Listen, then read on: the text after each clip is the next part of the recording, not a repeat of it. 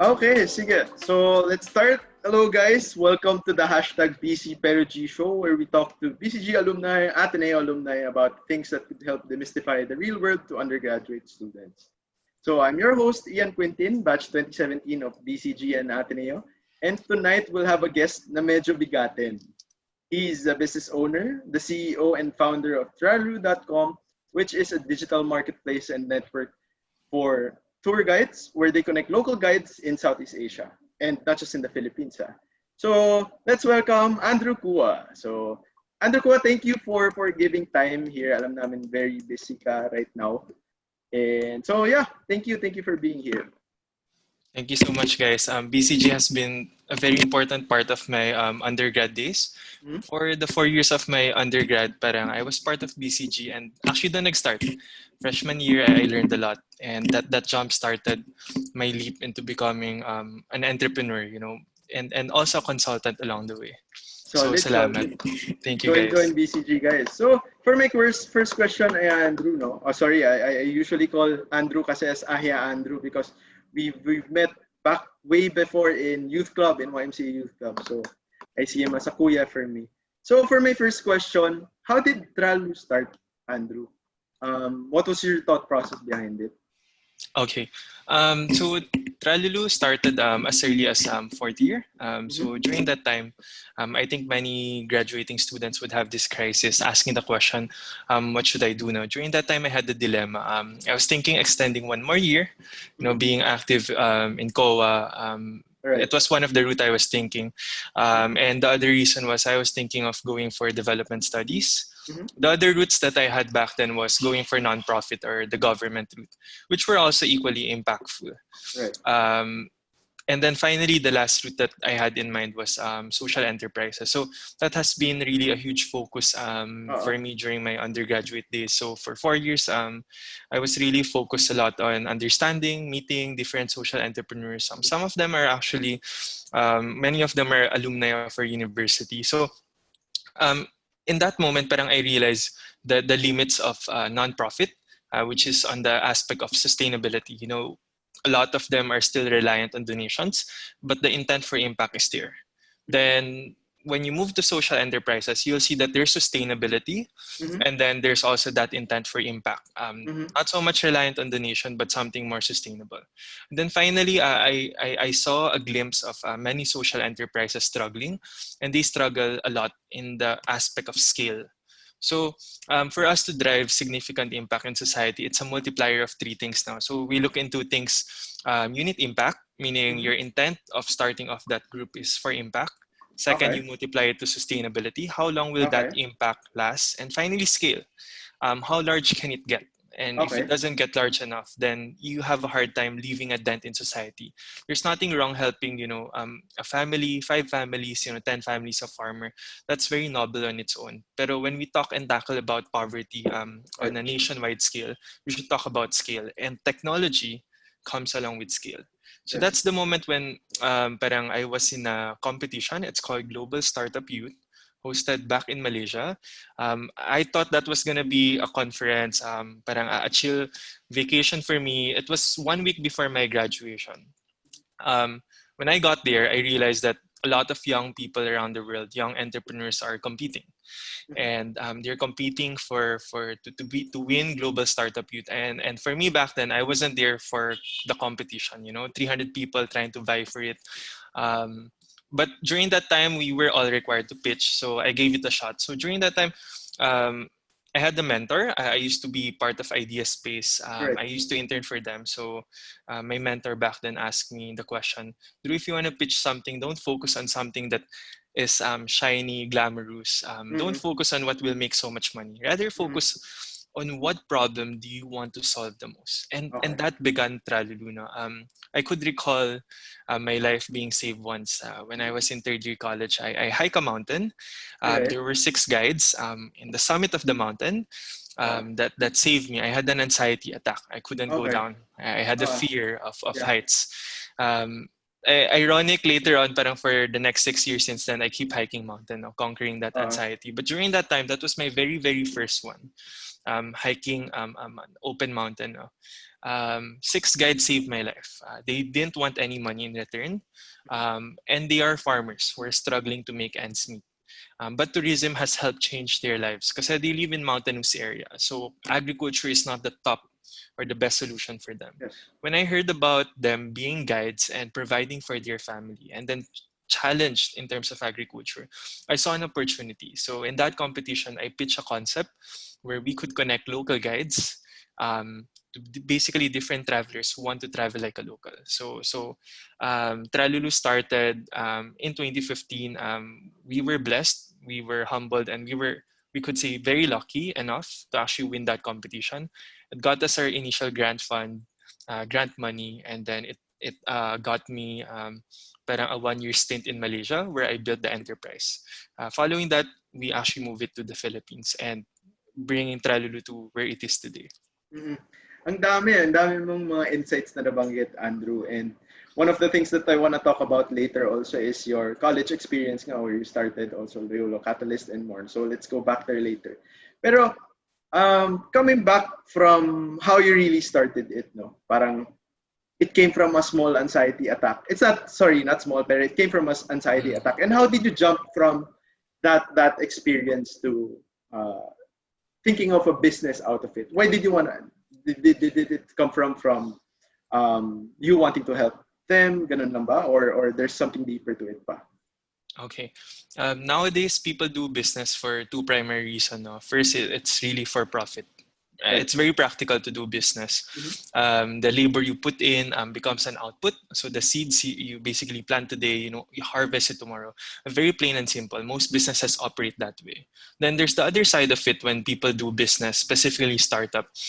It's one of the most sustainable, scalable way of solving a social problem. So for my case, nag-start siya, it was the anxiety attack on a personal level. It was a personal pain point, na my life was saved. And then later on, I realized that I have that deep sense of gratitude for them. So it started out primarily as a very, very personal human experience. It's a pain point na I wanted to address. Far-flung mountain communities who need alternative source of livelihood next to agriculture.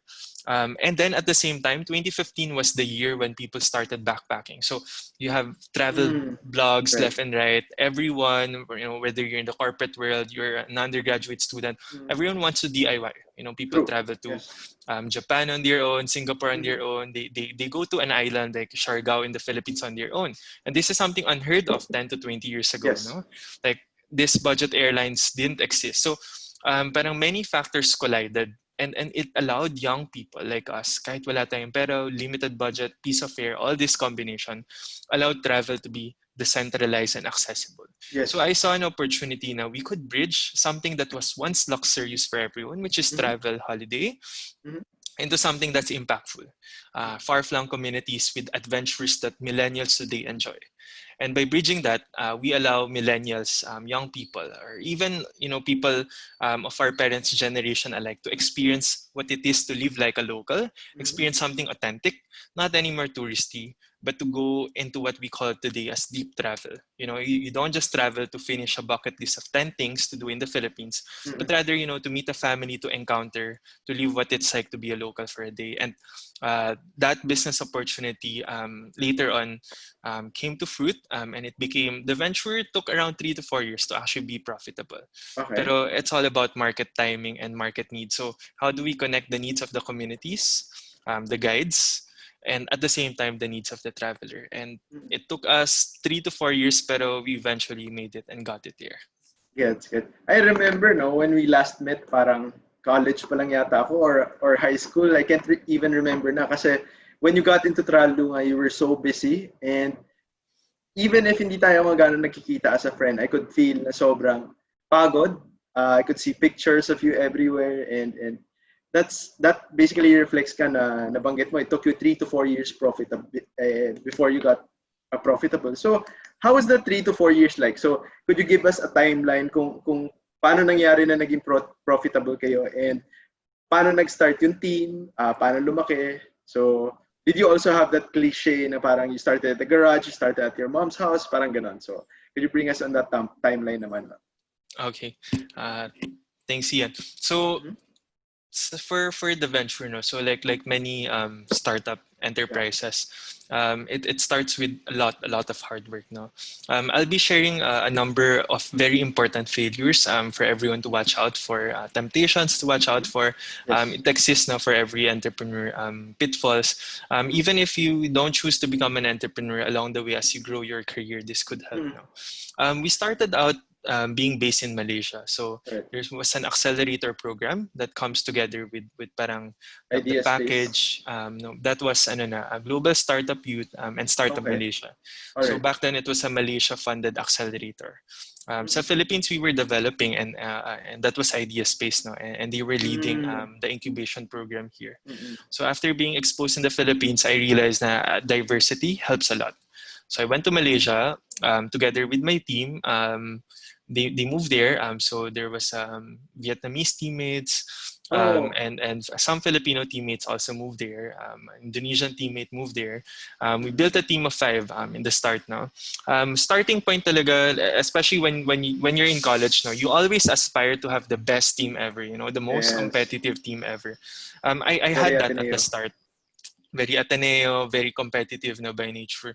I had that at the start, and I'm proud of that team because without them we couldn't grow no, to where we are. But then I realized um, along the way no, in the journey, especially on our year 1 now, building a team, you know, it requires a huge filter, not for core skill set or competitiveness or past achievement, but rather grit. It's a heavy filter. When you don't make money for 6 months or maybe up to 9 months, 12 months, Correct. when you're in tons of debts, pero at the same time, you want to solve a social problem. You want to make a marketplace work, get functional. It's really hard if you just give up on it. Kasi a Oh. lot of this takes a long or prolonged period of time for us to bear fruit now. So noong time na yun, it was my first time experiencing an entire team. You know, eventually, 2 things happening. First half, resigning. Oh. The other Yeah. half, creating a competing marketplace. And in Mhm. fact, they're the leading marketplace in Malaysia today. Wow. Um, at first, I took it bitterly. Sabi ko, hala, Yes. may gumaya. Like, Oh. we were 2 letters away. Ah. Our brand back then was Kakalocal. Yes. So, I Oh. don't have to I mention their remember. brand. Our logo was a paper plane, and their logo was also a paper plane, just Okay. different color. No? So, it was clear copycat. Um, I learned a lot of things now when I was initially leading that team. The core thing to really remember is to know each one's intent and to focus on your team's growth as well. One time, I'd be honest, I used to be a leader na who'd focus a lot on the vision, and parang I don't mind sacrificing my own health and my own teammates' health for it. So my teammate got burned out. It was out of bad leadership. I failed to lead the team properly, and I failed also to tap the right kind of people to lead a startup. So in a startup or in any project that's starting out now, grit is a very, very important factor. So it started out in Malaysia for a number of reasons. It didn't work out well. One of the main reason is I tend to be an idealist optimist now when I was in college. I tend to have very, very far-flung vision. Um, so hindi siya nag-work. One main reason is what we call product market fit. We were initially creating parang what we call a Tinder, you know, or a Bumble for Okay. guides or local Okay. guides. Yeah. And nobody wants to swipe right and left with the local guide. It's like one-sided swiping. It didn't make sense. Pero parang there was that stubbornness, you know, graduating right fresh from college na, "Uy, we're gonna make this work. The world says na it's not gonna work. No, but we're gonna make it work." So sobrang stubborn ka talaga nun. And that stubbornness delayed, you know, the entire project. Pero I learned a lot from that because I realized, wow, it helps to listen to people. It helps to listen to all stakeholders. It helps na we don't just push, or I don't just push what I want to happen, but rather what everyone wants to happen. And so that was a eureka moment for me. Like 2016, it started the shift. So that 20, was 1 year in the business. tama, that was a bit more than 1 year in the business. Things started to shift. 1 year after, parang we've decided to move everything to Manila, no, back to the Philippines. It was around middle of 2016. A new team formed together, got regrouped, and this was like what I could call the sustainable team, the team that was really driven by the vision, the team that works, from 6 a.m. today to 6 a.m. the next day, that kind of team, no, by choice. No? So I learned so much in selecting the right kind of partners, and the most important thing is you guys are compatible with each other. There's culture fit, there's character, there's integrity. And most important of all, no, as a fellow entrepreneur or as a co-founder yourself, and as myself, I have to learn to listen. Kasi yun yung core weakness ko back then. Parang all excitement filled me. During that time rin, parang one thing na I hope everyone gets to watch out for is when you get this moment of fame or spotlight and it starts growing explosively, there are a lot of things that are too idealistic that you suddenly pitch out there that behind the scenes are slowly becoming unrealistic. And for me, yung spotlight na yun, isa sa mga cause yun ng downfall in the early days, no? Why things didn't work out well, why things failed. And what I learned 2016, 2017 is to avoid the spotlight. That little dose of fame didn't bring us traction. Viral marketing, virality, getting articles about you guys shared by 1,000 times. Most of us would probably think when we were younger, how do you market? Viral marketing. More often than not, it's not sustainable. It's not permanent. It's luck-based. It's like you're trying to make money by winning the lottery. Okay. Right. We're trying to be successful by winning a lottery called viral marketing back then. No? Those didn't work out well. 3 years after, a bit forward na, maybe 2019 now. So what worked? No? What worked? What worked was to start focusing on the problems of customers. Okay, who pays? The customers. Okay, as much as we want to help the communities, the stakeholders, the suppliers, the guides, we want to focus first. Who are the ones who's gonna pay? Who's gonna make this economy go round? Who's gonna provide the resources to make the whole model sustainable? So we listen to them. But at the same time, we don't sacrifice our integrity. No? So we started listening to customers. We realized people are looking into bundles of sustainable trips. We thought everyone was like backpacker, no? Parang nomad style lahat na. I'm gonna book a 2-day, 1 night with our Aita brothers and sisters in the mountain. I'm gonna camp with them, and all I need, is just the meals with them. Ganon. Parang we thought na tingi siya, like retail. People book very specific item. We thought travel was that sophisticated. The reality, it's not. People are still starting off. Not because we travel often. Our circle of friends are all backpackers. People who hitchhike, ganon, not so much money. People want to spend a little lang. We thought that was our market, and we realized, we learned after 3 years they weren't. Our market are this group of people, families, who want to have a vacation, pero may sustainability behind the scenes. People are in a shift, a transition now. Families, parents are the ones with the budget to spend. Right. Or people working in their 30s have the money to spend. It's not millennial like us. So for us to solve the social problem, really, was we have to focus on the right market. And that's what we focus a lot on 2019 now. Finding the right market and the right product for them. So we started bundling sustainable tourism, sustainable trips for them. We make it very, very easy. We thought the world was hyper customized now. I want to handpick this and that and this and that. No, people want it bundled. And when we learned that, we had the moment of hyper growth, and that was right before the pandemic started. So yeah. Magandang transition yan yung pandemic. Pero I'll dig deeper muna doon sa, it took you 3 years tama bago nyo nahanap yung market nyo. Yep. So paano nyo nahanap yung market nyo? Okay. The market, what we did, basically, it was inspired again outside the box. No? So lalo na sa marketplaces, when we talk about tech startup, our problems are local. The problem of poverty is very localized. There's a context in the Philippines kung ano yung kahirapan dito. It's not the same as the poverty, let's say, in Malaysia or Indonesia. There are similarities, pero it's different, But when it comes to the market, there are huge similarity with travelers around the world. International travelers tend to, start thinking like each other.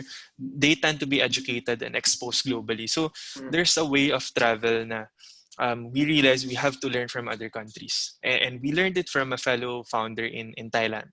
So what they did, they started working with on package tours.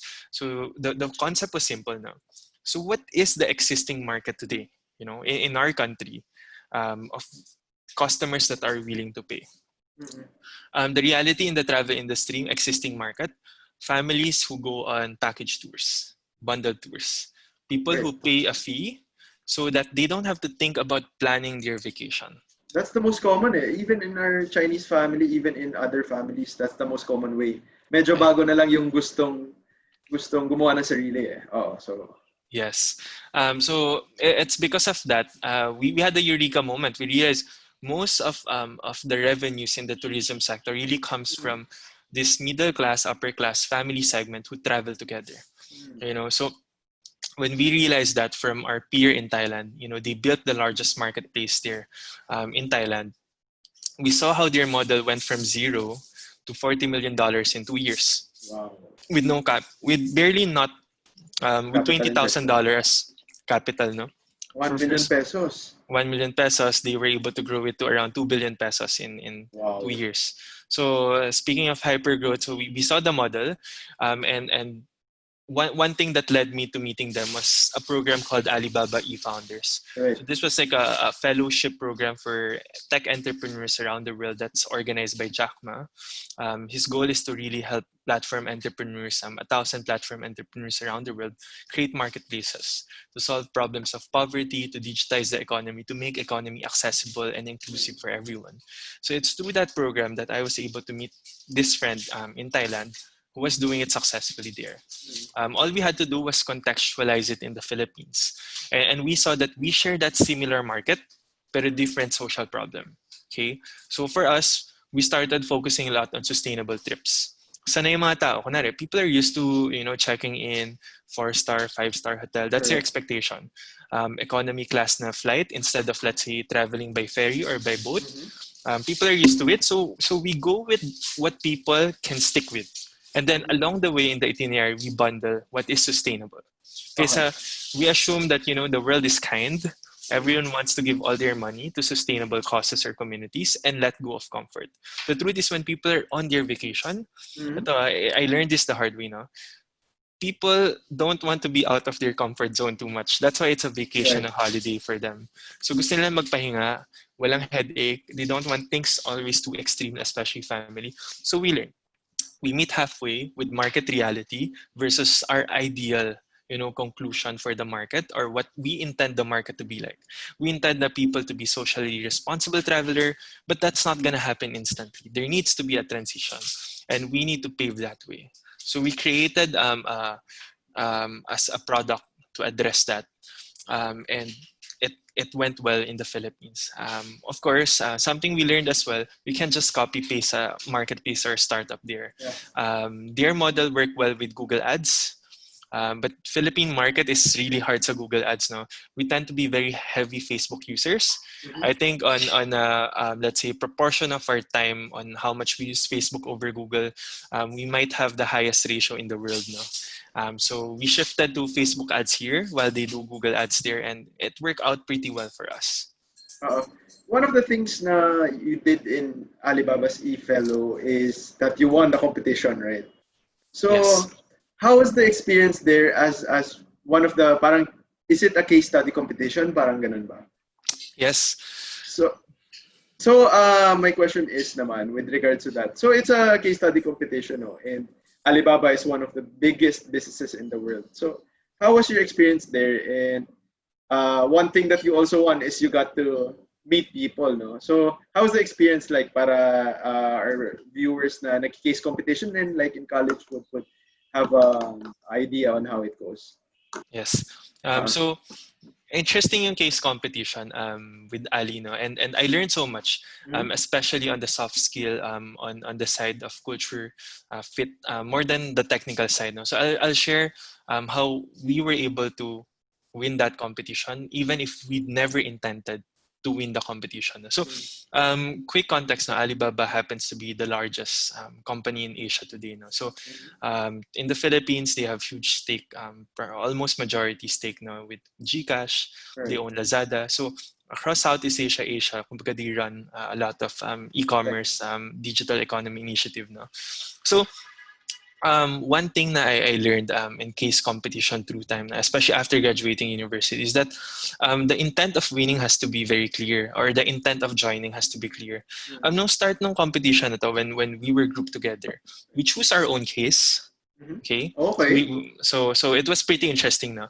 We choose a social problem in one of our countries. So I have an amazing team of around 6-7 other entrepreneurs from other countries, and we basically had a few countries up on the table. We realized that the deepest, hardest problem during that time to solve was the problem of Pakistan. So the case was simple now, but the solution isn't as simple. The problem was they want to shift to digital economy, e-commerce, but half of the residents in the countryside of Pakistan don't have an address. Okay, it's like kunwari, you live in Barangay 551. Let's say Don't have an address. Okay. nasa Siargao Island ka in Barangay Okay. 551. Tapos yung bahay mo is located, let's say, katabi ni Aling Nena. Okay. That's your address. That's what your address like. So Okay. logistics was a nightmare. So shifting to e-commerce was really hard for them, no? So how do we address that? You put an address that nobody knows where. There's no street signage. The streets don't even have a name, and some places don't even have a street. Okay? Grabe. So that was a really intensive problem. So during problem selection, that was first phase namin. We learned so much, no? Okay. When I was leading the team, I thought the goal was to win the competition, the case competition. Then one of the team members told me, she was the Pakistani teammate, and said, Drew, we trust you as our leader. This is your decision A. We all think it should be decision B. Whatever you decide, we will entrust it to you. So no veto, nothing, no politics now.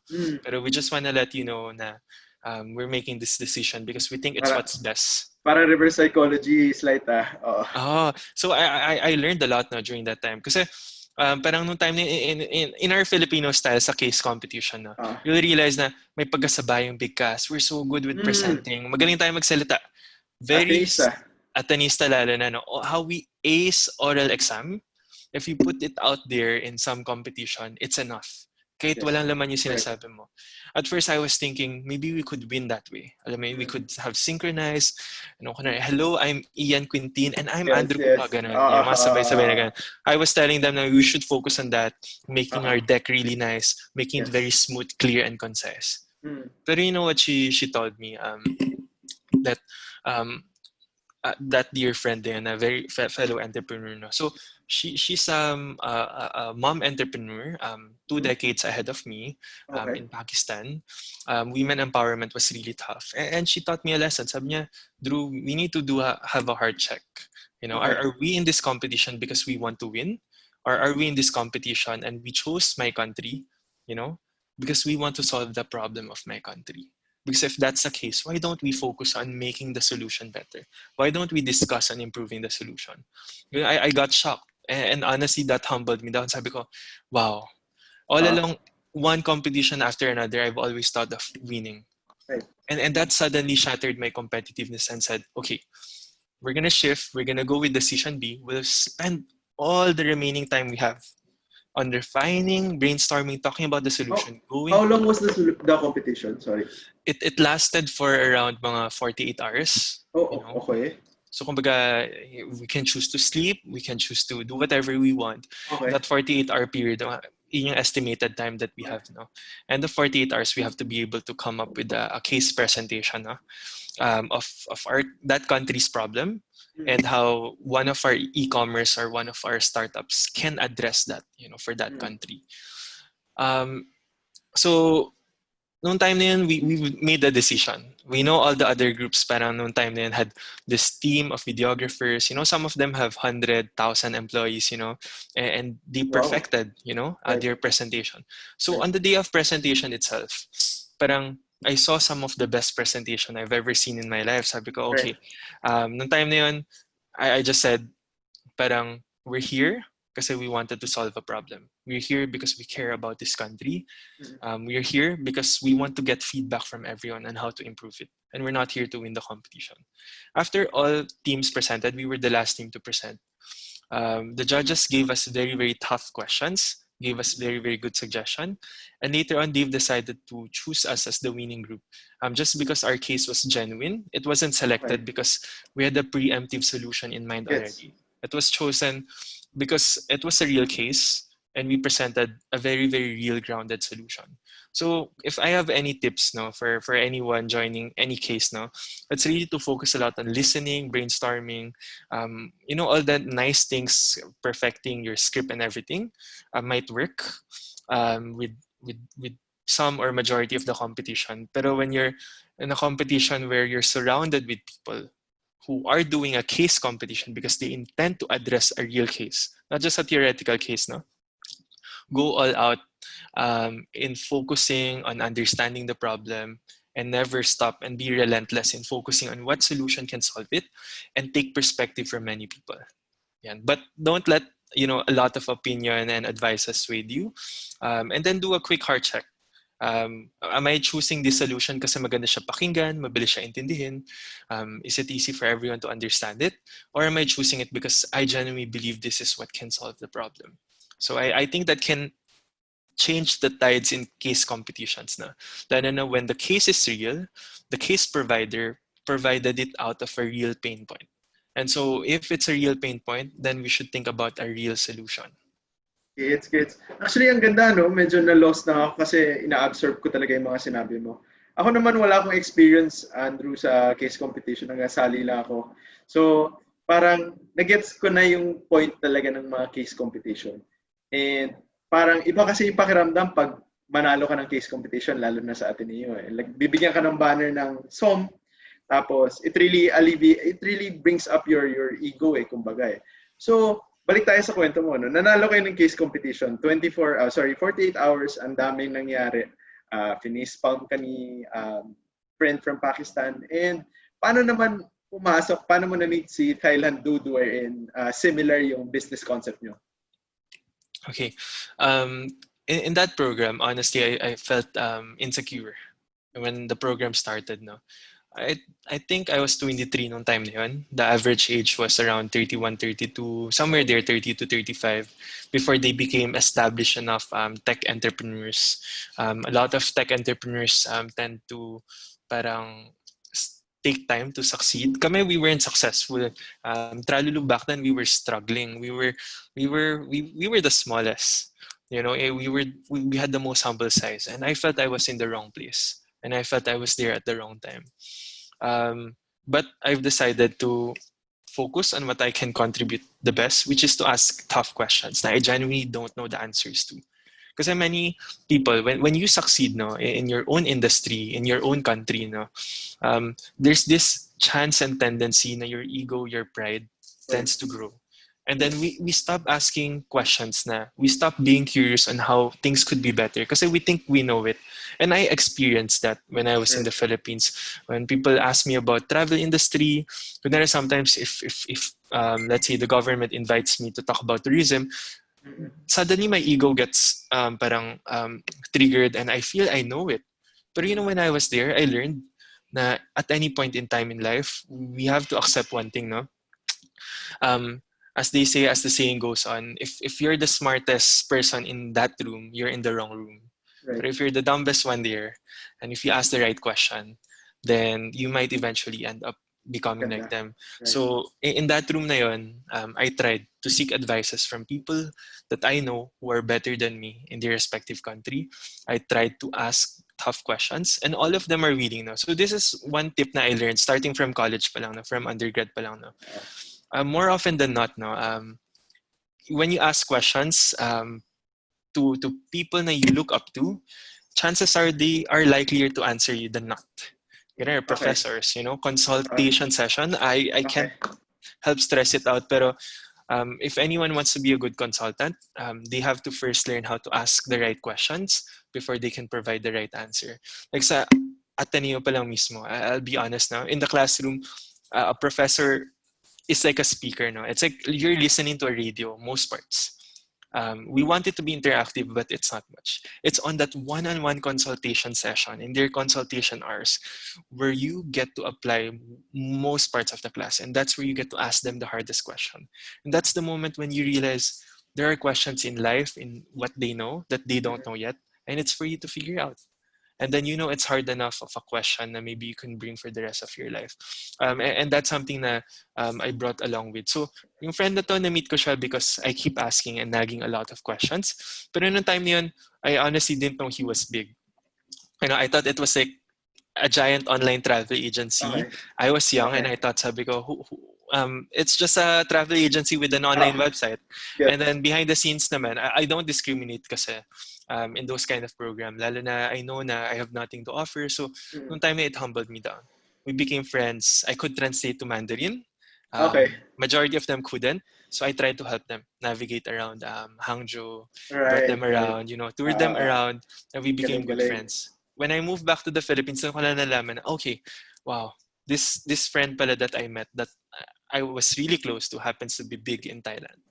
And so later, kinapalan ko na mukha ko, I flew to Thailand to learn from him. I said I need help. So the other part I learned from that is asking for help. Kapala natin mukha natin, and then we can ask for help. But the important part when we ask for help is we have to pay it forward. It doesn't have to be to that person. We could pass it on to someone else out there who someday might need our help, might want to tap our wisdom, and we willingly pass it on without asking for a fee.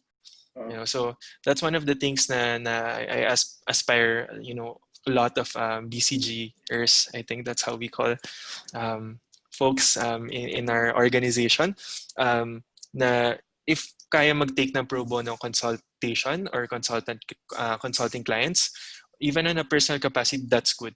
And as we take those kind of clients then, what we'll realize along the way is that we'll learn sometimes even much more from them than them learning from us. And so keep asking the right question. And that's how I got to meet this person. And always be genuine. From a glance, parang sometimes we might underestimate them. Pero behind the scenes, grabe. Every person has hidden potential. Every person is actually intelligent in a certain way, in a certain industry, in a certain skill. Very, very, insightful. And hindi mo pala siya, hindi mo nalaman yung sagot or yung market na gusto mo talaga i-focus back in China. You basically realized it when you worked with him in Thailand, tama? Tama. So, okay. So, dito si Andrew, lumapit kay Thailand friend who wants a big company, and you learned na parang mali pala yung mali yung pinofocus nating market. So, paano yun? Alam mo na yung sagot, and you're coming back here in the Philippines. So, paano mo sinabi sa team mo na, oy guys, mali pala tayo, we should focus on this. Hindi ba sila na-shock, or ano yung naging reaction nila, and how did you handle that? Okay, that's a pretty good question. I think I was thankful in 2018, 2019. The team that was with me, they were focused on solving the problem. Kumbaga, I lost that side of me to gather a team na what we call in college a powerhouse team. Parang a team na parang mga 4 kids. Bawal freeloader. Bawal freeloader, lahat competitive na. Sabi ko, I lost that side in me. Sabi ko, yung team na yun, I'll be honest, that my core teammate pa nun was someone na taga Cavite, back and forth, nag-commute siya every day to work. The other one was in Laguna. Back and forth, nag-work, commute. So, at first glance, for a startup team, relative to many other startup team na they usually have the A team. I have a team na what would people call na a more humble, a more grounded team, and people would call us as a very diverse team. We had Polish, people call them Provinciano, pero that's the team that we had, and that team worked out even better. So when I announced the news to them, they welcomed it. Kasi these people have the right intent. So the most important thing is kahit ano background nila, as long as you share the same intent, same character fit, and you genuinely want to address the problem, then you can barely go wrong. Sa team na yan, lalo na pag-align kayo. So the team was quick enough to actually shift our attention. It wasn't smooth sailing, may mga frictions. Kasi example, the kind of market we used to want to address are backpackers, students, millennials like us. Pero we go back to the drawing board. Whose problem do we want to really solve in the long haul? We can't choose to help everyone. So we've decided we want to help sustainable communities. We're going to let go of millennial travelers solving their problem. We need to find a way to make it sustainable. So we're going to make money. We're going to help a specific customers that could pay. And as they pay, we're able to help the suppliers that are the communities behind the scenes. So we realized that we have to focus on one problem, and that paved the way for us to find that model. So, so let's say na napao mo sila sa direction that you wanted to go. Paano yung naging attitude naman ng team na parang everything that you worked for before, was this a team ba that you started out with, or what batch is this na? Okay. Kumbaga sa team, because our first 3 years, it was practically on loss. A lot of people work on it pro bono. Yeah. May teammate ako na pinapaalis ko na, pinapa-resign ko na. But, you know, some of them wanted to stay. Pinapa-resign ko sila, I asked them to leave kasi there's no more money for their salary. It's my personal ethics kasi I don't want people to work for the company, for the social enterprise pro bono, no? Kasi they're not sustainable. Some of them insisted on staying. Okay. So a lot of the times, you know, some of them have full-time job and they serve the venture part-time. Right. And along the way, a lot of intersection. I had a teammate from 5 years ago that is still working with me on this new social problem that we're addressing, which is for this pandemic now. So along the way, if we meet the right fit people who shares the same intention, who grows together with you, and at the same time who's willing to be self-aware, na we're all growing and we just want to solve social problems out there, then eventually that kind of team will stay. Yeah, it's self-filtering. I don't know, when you build that kind of culture, self-filtering yan. So, ngayon na you've already found the market, it's around 2019 na, and here comes 2020, no? Pinaka-bulk ng gusto ko pag-usapan ngayon. How did the COVID-19 affected your business?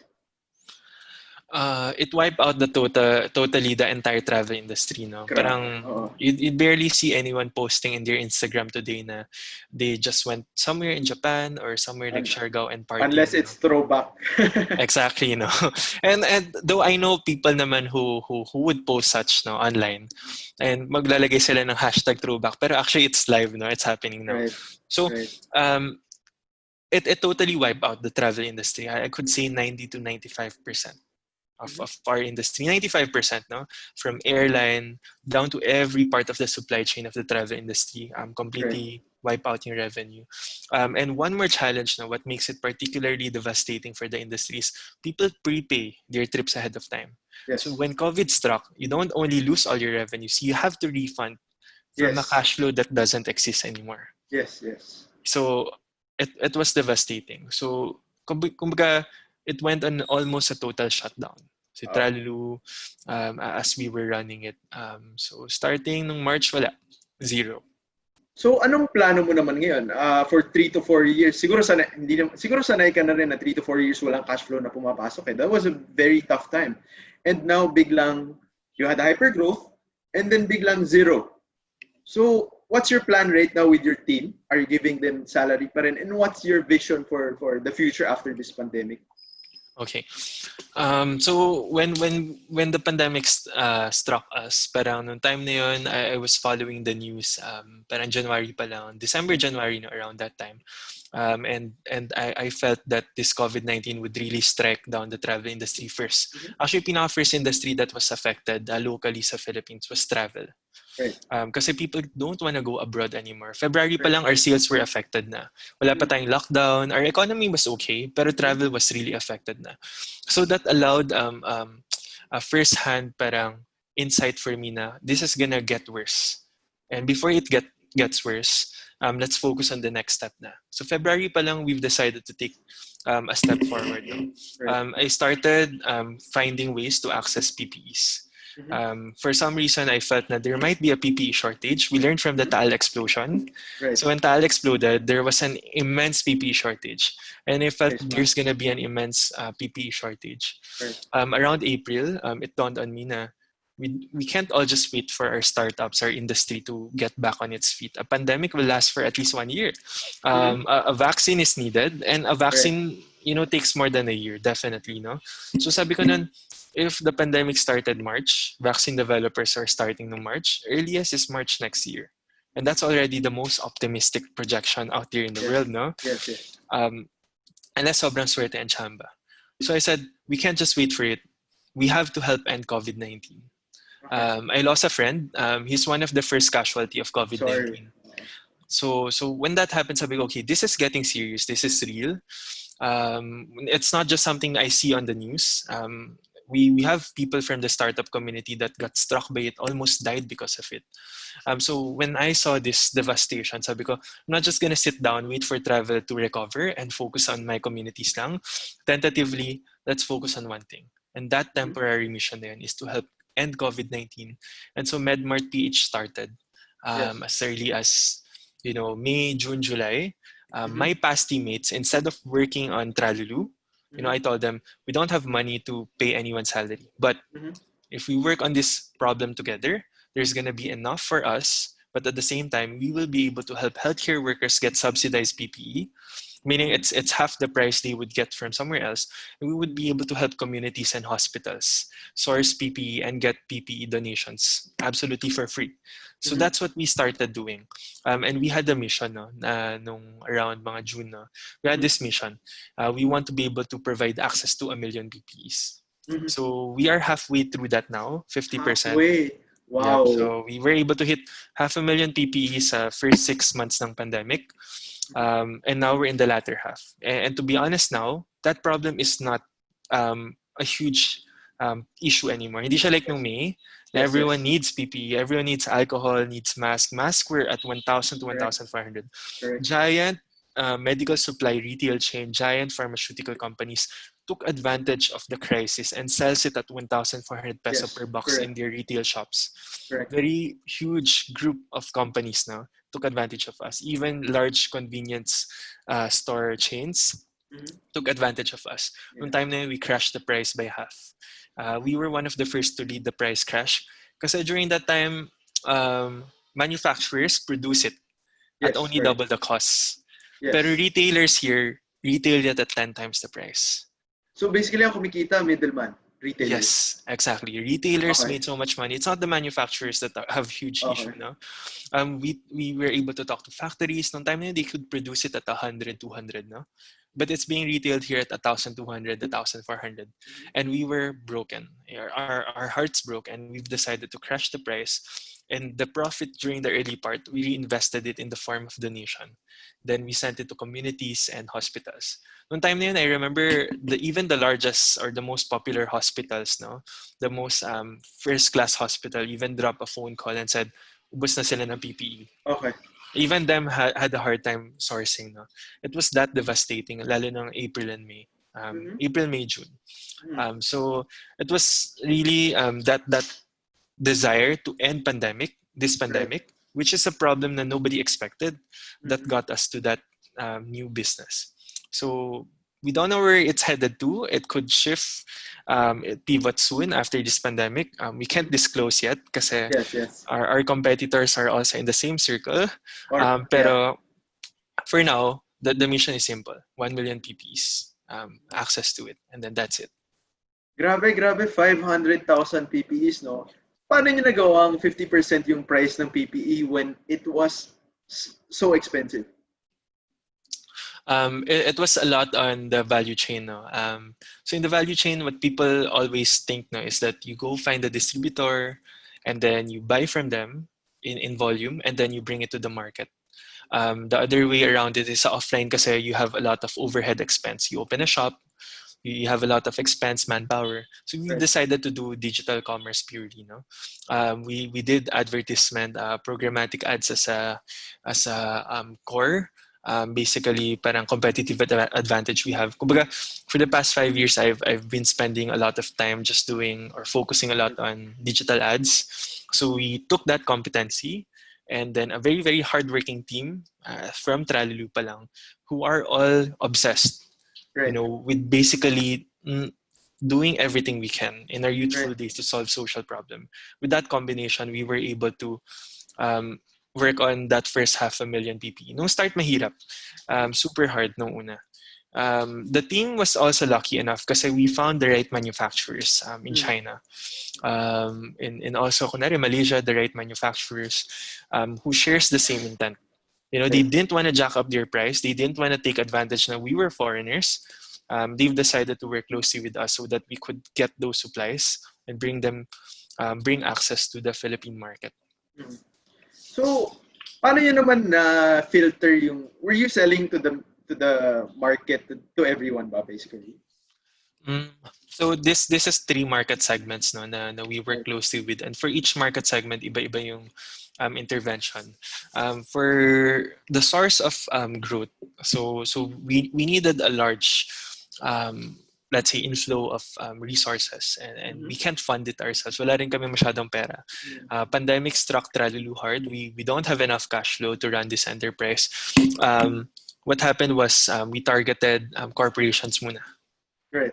It was a shift, that smooth period of shift from ECQ to MECQ to basically GCQ later on. That transition na yun, was a boom of demand for PPEs now. So during that period na yun, we worked with a lot of large multinational corporation, even local ones na very top 100 corporations started getting PPEs from us kasi it was accessible through us. Right. There was supply, and the price point was very, very fair. Kumbaga, some of the price points was even pre-pandemic prices, which is far really reasonable. So we generated some profit there. Then it allowed us to hit our second tier or second market now, which were the healthcare workers. These people work really hard every day. They have a lot of risk contracting COVID-19, and if they do, sometimes they don't even have sufficient hazard pay. So we've decided to give them access to PPE at cost. Wow. So meaning how much the factory offers it, that's how much they pay to access those PPE. This so is every the single second healthcare second segment. So yun yung at cost. We don't make money at all from that segment. It was just enough to recoup the expenses to facilitate that transaction. That was it. And then finally, yung third one, these were communities, hospitals that couldn't afford PPEs at all. There are some na who don't get proper budget allocation. Let's say some potential delay in the bureaucracy. For communities, the loss of income absolutely devastated them. So they couldn't protect themselves, and it's illegal not to wear a mask in some places. So it's a double whammy for them. They can't afford PPE, and they don't have income to actually purchase PPE. So yun yung tatlong segment namin. But we made most of the profit from the first segment and facilitated access to the second and last segment. Overall, we didn't really make much cash flow from this pandemic. We've decided to reinvest everything. So every month now, if we calculate everything now, it's almost break even. But the capital we poured in is just almost at the same level for the sake of optimizing the number of PPEs that could reach households and the vulnerable communities. Yeah, so that's including your salary already. Yes. So I asked this, Andrew, kasi parang if you sell PPEs at 500 pero ang market price is 1,000, sobrang dami magti-take advantage. And I think na-consider nyo na talaga yun beforehand. If making money is your only purpose, talagang mag-erode yung buong sistema and makakain lang ng sistema. So ang ganda, gusto ko rin i-take yung time na rin na ito, Andrew. Napasalamatan ka rin kasi iba talaga yung ginawa mo. Nung nag-uumpisa yung COVID, medyo sabi ko parang hindi naman to lala. Naalala ko pa before na two pala yung case ng Philippines, and sinasabi sa radio na sa Philippines kasi masunurin yung mga tao. But then it dawned to me nung I had a friend na his dad passed away then, and sabi ko, totoo na pala ito. And one of the things na medyo ang sakit for me also is yung mga taong nagsasabi, hindi naman yan totoong COVID. Di naman ako tinamaan eh. So, up until now, wala naman yung COVID na yan. So,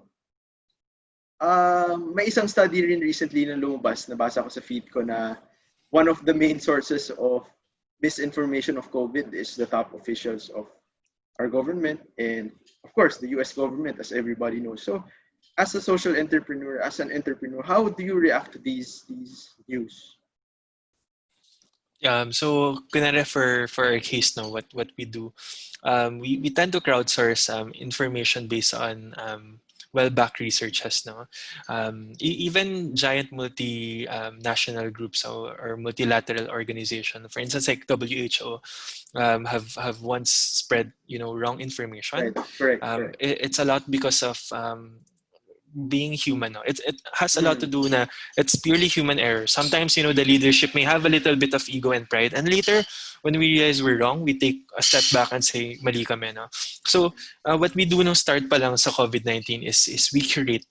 We work with different groups. We work with different donors, very, very huge donor groups in the Philippines.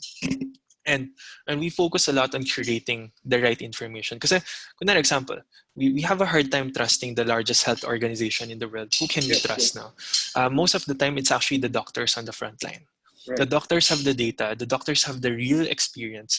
They are the ones risking their lives there. So they don't joke around this data. They don't make assumptions. So we work closely with these groups who actually curate information from this now, from the doctors or the doctors themselves now. And then we realize, okay, we can get the information from them.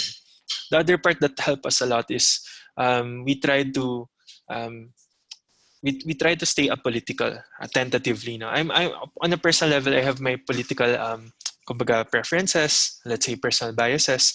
I have to be honest with that. Pero as Bedmart, as an institution with this mission, we said for this period of time, we're gonna take it off us muna. We'll just focus working with the stakeholders, kung sino man sila, as long as we can solve this problem together. So we started focusing on that part. Gets. So bakit ang pinaka tanong ko lang talaga sa iyo ngayon, Andrew, bakit mo to ginagawa? If it's not for the money, bakit? Oo. There's two answers to it now. Okay. There's one that's selfish and the more selfless reason. No? I'll tell the selfish reason. So lahat naman tayo, we do things, we want to solve a certain problem kasi it is something relatable to us. And this COVID-19 is very, very close to heart sa akin. In 2017, one of the things, I was struck down by an infectious respiratory disease now. Nakakahawa. I was running a food tour. A good friend of mine passed on this infection to me. That friend of mine died, 2 months after nun. So, ganun kagrabe yung strain na to, yung infection na to. It was airborne as well. So, I was quarantined for roughly at least 4 months now. So, I know the feeling. This was in the Philippines. I was in the Philippines now. Okay. It's something that people don't want to talk about. It's like a taboo to have that infectious respiratory disease na yun. When I was struck down for 4 months, I was quarantined. I thought that was end of my life. Kasi my friend died. My friend passed it on to me. And namatay siya because of it. And my friend looked so strong. He was even into athletic things. So I knew the gravity of what it's like to be infected with something that the world barely knows much about. What more COVID-19 that was absolutely fresh. Yeah. Now, I had friends that infected with H1N1 before or other strains of viruses. Most of them survived. I barely made it out noong time na yun. I remember the doctor told me nga na I was lucky kasi if it took 1 more week before I started taking medication, I would have been dead as well. So that was very close to heart. So nung nangyari yung COVID-19, I was very paranoid. Kasi nung time na I had an experience wearing mask for 6 months na. Experience ka na yun eh. Ayoko makahawa ng ibang tao. I felt guilty. I thought napasan ko siya to some friends, some teammates. 2020 came, early part of the year pa lang. I made sure na I get to source supplies na of basically face mask. I was wearing face mask practically almost anywhere as early as January and February. So the selfish answer to that is it's a personal experience. I almost died and I don't want anyone else to die because of it, anyone dear to me. The more selfless reason, it's because we have so much social problems already. before COVID-19 struck us. With COVID-19, it hampered our economy. It shut down our growths. And most importantly, marginalized communities that don't have savings at all. Sila yung pinakakawawa. Maraming gutom sa kanila. With all the lockdowns happening left and right that are necessary to contain COVID-19, it also has a repercussion sa mga communities natin. And that's why it's close to heart for me as well. And as much as we love all these communities, COVID-19 has to end. And I realize I have to do my part. And I don't think I could do anything else except provide access to it. Part of me wanted na sana doctor ako, and I salute them. But I also realized that there's a reason why I'm not. And maybe I should focus on what I can contribute best. And that's finding ways for people to access PPEs. Okay. Thank you for sharing that, Andrew. And masaya ako na nakakausap pa kita. Thank you. I didn't know na you had to pass that sickness na sobrang nakakatakot, sobrang nakakalungkot, and sobrang, I think there's a reason talaga why you're here talking with us and still alive, Andrew. So it's good to have you here talaga. One of the things na for me, medyo tanong ko siya eh. Ako very relatable sa sinabi mo kasi I also have a relative na who has to wear mask all the time. And when wherever nakasama namin siya, kailangan din namin mag-mask. So there's a knowledge already to that aspect na nakakatulong ngayong mask. And second point naman, we also operate a farm wherein nagkaroon na kami ng experience in disease which is African swine fever. And nakita namin gaano niya dinevastate yung industriya nga. So ang tanong ko lang kasi ngayon, ang naging prinsipyo ko rin right now is ang karamihan ng mga tao hanggang hindi sila dumadaan sa scenario na dinaanan mo, na dinadaanan ko rin, hindi nila naiintindihan yung problema. So hanggang, for instance, sa baboy, hanggang hindi namamatay yung baboy nila or hanggang hindi namamatay yung baboy ng kapitbahay, hindi sila naniniwala. We had talks here in our bayan, teaching people, ganyan, pero walang effect. Same with COVID, hanggang hindi namamatay ng kamag-anak, as sad as it sounds, hindi naniniwala eh. So paano ba to? Paano ba yun maaayos? What's your 2 cents on that? Okay. There's I think one of the most important keyword is accountability, no? So there's in every challenge like this one, Right. there's 2 kinds of people that would care. Likely, no. First one is the ones who have suffered in the past, and they don't want anyone else to suffer, no. Right. And unless they have certain challenges that they want others to suffer because they've suffered, which is rare. And we're happy now we don't have much of that kind of people, no. So yung mga dumaan sa sufferings would understand fellow people who suffered. So it's pretty basic, no. The second one is the group of people na who are relatively more privileged. Actually, I'm happy na a good number of our alumni, no, are taking initiative kahit they came from very, let's say, wealthier, privileged background. They didn't suffer when they were growing up. Right. Pero they had a sense of accountability to society, no, and a greater sense of accountability kunwari to God.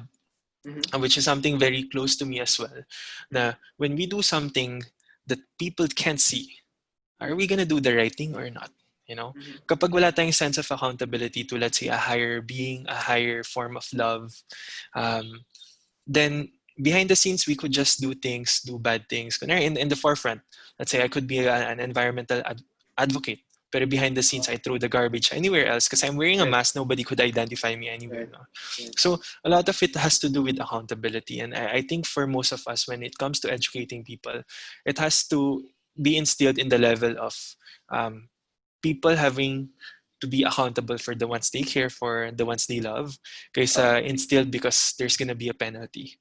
You know, makukulong ka if you don't do this and that. It's a combination. It's really hard. Barely doesn't work. Like, banning people beyond 60 from going out. I meet a lot of senior citizens and kids out there. And then enforcement is the other one. Kahit may mga ganitong policy and rules, importante na ma-enforce siya properly, fairly. So it cannot, parang the ones who enforce it cannot abuse the law as well and cannot use it against people. In many parts of the world, the enforcers of laws themselves are the ones abusing the law. So that's pretty sad. Kaya sa atin, in our part, we do our best teaching people how to be accountable for themselves, their family, and for society. And I think it's something that we should learn as early as possible. And I wish I learned that when I was in college pa lang. I was way more immature back then. And now I think I'm still immature, pero accountability teaches us how to grow up. Itong mga principles, itong mga prinsipyo, philosophies na ganyan, nanggaling din ba siya from college? May naging effect din ba in Philo, in Theod, in Ateneo? Definitely. I think one of the most parang memorable teachers talaga was Sir Calasanz. Okay. Very, very close to heart. Things like what parang why God exists, why God allows suffering. You know, parang anyone would just throw that question. Even I did know when I was in college. Sabi ko, there was a part of me that doubted God's existence. For instance, in my Theo class, no? Yeah. Kasi why would a loving God allow something that is not love to exist in the world that we are in? A pandemic like this is devastating. Many people died. Does that mean God doesn't love them? Through time, I learned to realize na a lot of the things that we do are consequences of our choice. But I learned back then, all the way until now, no, na we are all given a free will to make decisions, a choice. Hindi preemptive yung lahat ng decision natin. Hindi siya preset. Na nagsasalita tayo ngayon, we all have a choice. Pero, we don't have a choice when it comes to our consequences. Okay. And that's why things happen the way it is for people like us. So parang for me, Ateneo really formed that in my heart through time, that longingness to find the answers to questions like, why are we suffering? And until now, that question is still with me, and the answer to that, I don't know. Like, people could present Bible verses, I could also share some, pero the real reality is I don't know the answer to that. But what we know for sure in the process of suffering, that's the only time we get to appreciate love. And that's the only time the love would come out. Many people have grown up because of this pandemic. And for me, I've grown up so much more. To take our loved ones, to take love more seriously, to not take people for granted, relationships for granted. So, yan. Ang deep, ang deep. Actually, shout out kay Sir Eddie Boy Calasanz. Pareho tayong Calasanz baby. Yes. So, glad na tinake ko rin yung class niya and very, very, I think related sa mga sinabi mo, yung pagtatanong. Yung number 2, yung accountability, is very related dun sa mga sinabi mo kay Calasanz. So, that's one very important and forming class talaga. So, for everyone watching, take Calasanz kahit pwede kayong bumagsak, kahit i-hug niya kayo, tapos babagsak kayo, take him. Kasi he's a great teacher talaga. So, connected to everything that you said, anong klaseng mundo ang ni-strive mo, ang wino-work mo? Kasi I see na you're not really motivated by money. I know it's part of living, pero ikaw, Andrew, anong mundo ba ang pinagtatrabahuan mo? Parang gano'n. Okay. I think what I envision someday, even after generations to come, even if something I won't be able to see. For the longest time, I wish and I hope that every child born in this world would have equal starting point, or at least a good enough starting point. Kumbaga, for the longest time growing up, I just find it partially unfair. Now, why are some babies born in the street? And why are some babies born in a family that's able to nurture them and their potential? And kasi when we were born in this world, I believe we didn't commit any sin or we didn't do anything to deserve less or deserve more. Kumbaga, it's also a personal conquest for me, even until now, no? Maybe to ask God and moving forward in the next 40 years of my life, while we were babies pa lang, while we were born into this world, bakit hindi fair yung condition? We don't need everyone to be equal. It doesn't mean someone becomes rich, ayaw natin maging mayaman sila. That's also a wrong mindset. No? People can be rich, but we just want everyone to have a good enough or a fair enough, a basic starting point. So I just aspire na every child can grow up with the basic needs, including love. So that's the kind of world that I hope we someday can get into, whether you grow up in an orphanage, you grow up in a poor family, na every child has the basic needs. And that includes love. Ang ganda, Andrew. And parang it takes a certain level of paano ko ba sasabihin? Parang it takes a certain level of understanding to understand what you said. Kung hindi natin pinag-usapan yung mga sinabi mo kanina, parang it's very abstract Pero now that you told us, you told me na ganun nga yung how you work, how your vision for your company and your vision for MedMart right now, I can totally understand why you're working for that. So, medyo let's fast-pace the conversation konti towards the end also. It's almost an hour and I know you're very busy, so thank you for your time. So I'll ask you a few questions lang before we end the conversation, and hopefully if may mga tatanong, they can ask you in the Q&A also. So in a very concise way, what advice would you give to undergraduates, probably those in the first freshie stage and those in the graduating stage, in a very concise way? So yeah. Sige. For first year students, maybe take very, very bold moves, not the moves that is to please everyone around you. I mean, everyone during first year wants to fit in. Lahat tayo. Ako rin. When I was in first year, I wish I advised myself to take even bolder moves now. To trust sometimes our instincts on doing what is right and facing our consequences. When you're first year, you still have time to fix your consequences. You know, when you're in college, you can make mistakes. Right. And it doesn't mean that you're going to intentionally make a mistake, but that there's something now worthwhile. So whenever we make decisions now, it has to be something that's close to heart, something that's worthwhile for us at that point in time. For graduating students naman, it's about a dose of honesty. And it's when we grow up kasi na, let's say throughout college. So ito yung isa sa mga sakit na I have for myself, na some of my friends have. No? As Ateneans, a number of us, magaling tayo mambola. And yung pinaka-problema sa pambobola is not the people na nadadala natin, na persuade natin, is yung sarili natin. Na sometimes we mislead even ourselves. Na sometimes there's a lie that is exaggerated na even tayo pinaniniwalaan na natin genuinely because we keep repeating it. And the only time that we realize that is when we self-reflect and we become self-aware. So for graduating students, if there's a part of us na we don't walk the talk or we preach what we don't do, then maybe it's a season for us to reflect, are we hypocrite with what we're saying?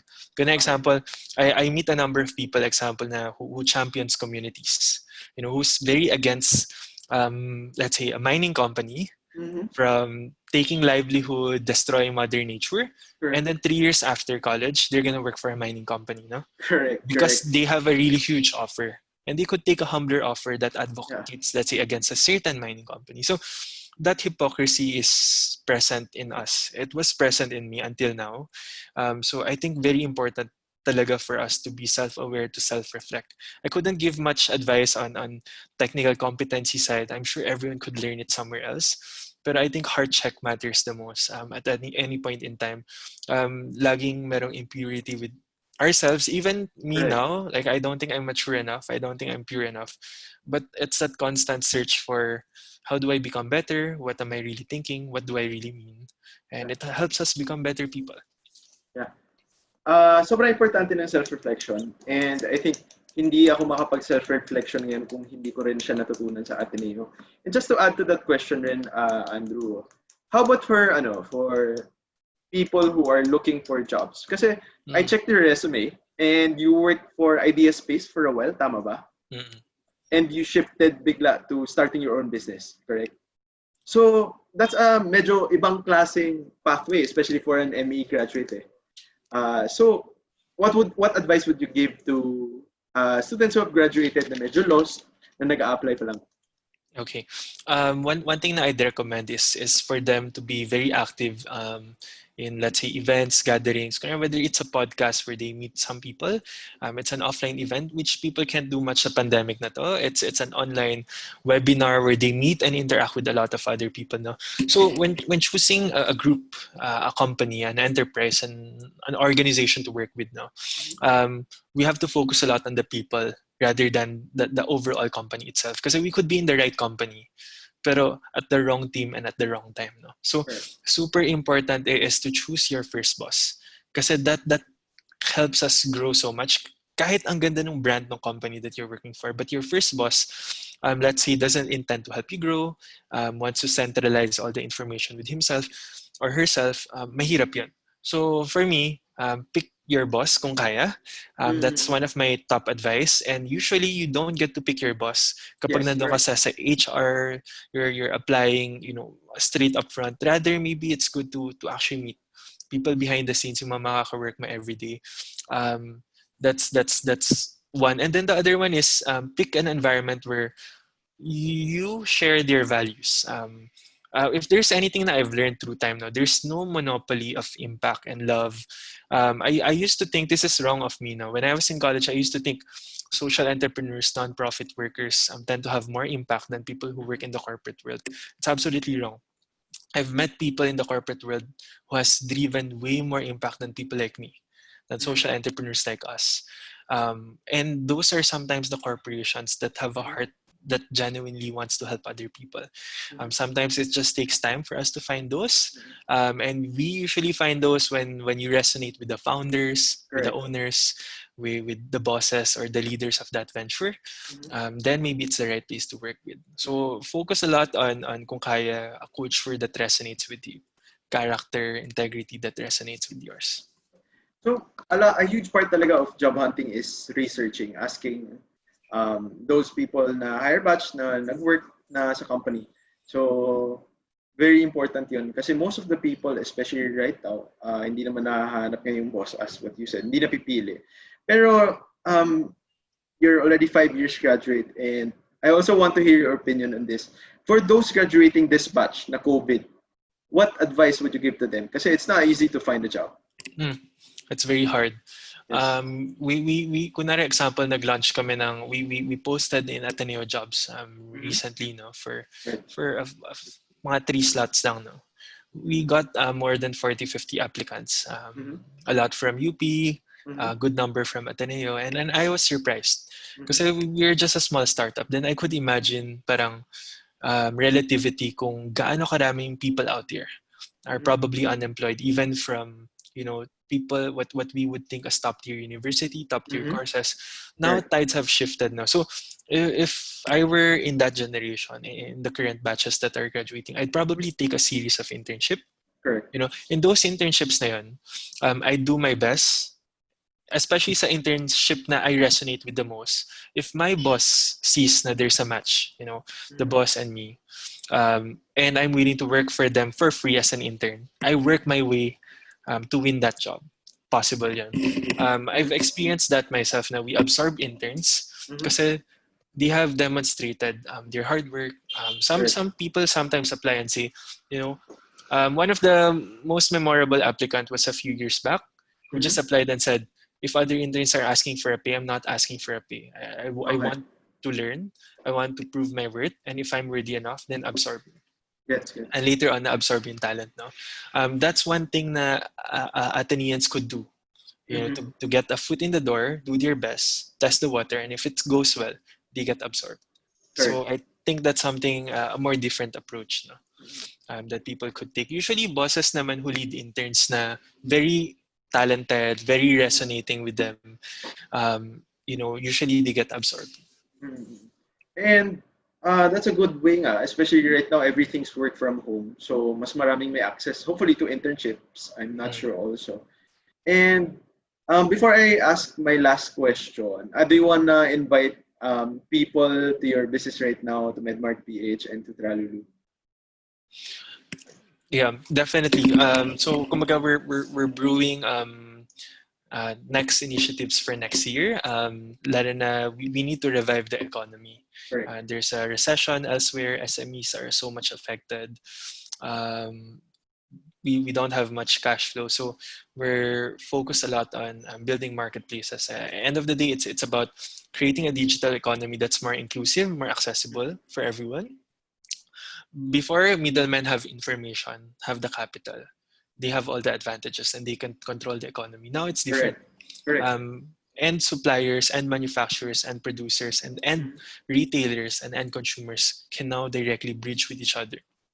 That information barrier is broken. So parang I personally, our team personally welcomes everyone who's interested in future initiatives. Just send an email, to hello@medmart.ph, Okay.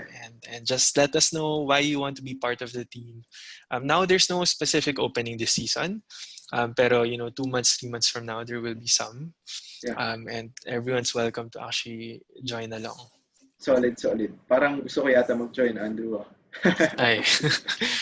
People have a And lot to learn from you, Randy. yes, yes, yes. And siguro just to segue to my last question, it's an open-end question. No? So, my final question for you before we go into Q&A, what are you most excited about right now? Okay. Probably it's the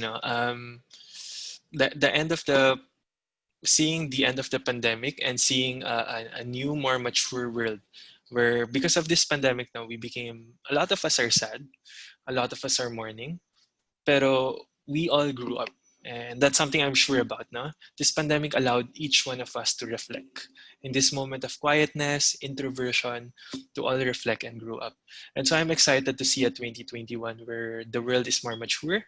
The world doesn't take things for granted anymore.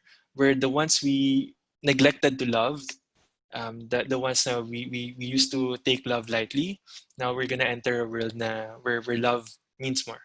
Personal relationship means more. And I think that's the world I'm excited for. Salamat. Salamat, Andrew. Salamat, Aya Andrew, or Salamat Drew, as your friends would call you. Thank you for the time, and maraming salamat talaga. For me pa lang, probably just being selfish, ang dami ko natutunan. To be honest, papanoorin ko ulit itong interview kasi I have to take more notes. Maraming salamat, Andrew, for the time. Thank you I so much, really Ian. appreciate it. And I hope if yung mga undergrads or may mga taong nakapanood nito, just hit up Andrew. Andrew's very open to reply to all your messages. I'm sure of that. So ayun. So we'll end the interview. And we'll just ask Aldrin Malyari, are you